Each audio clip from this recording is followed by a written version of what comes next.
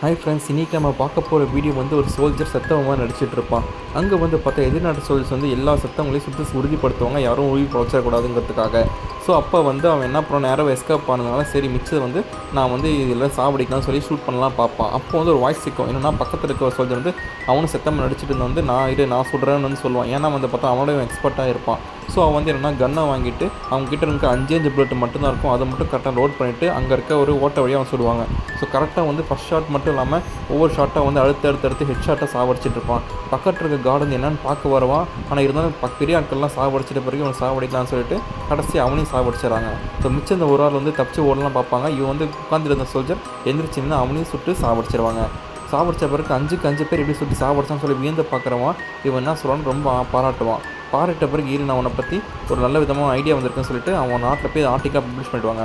இதனால் சோவியத் யூனியனில் ரொம்ப பெரிய பூஸ்டப் ஆகிடும்.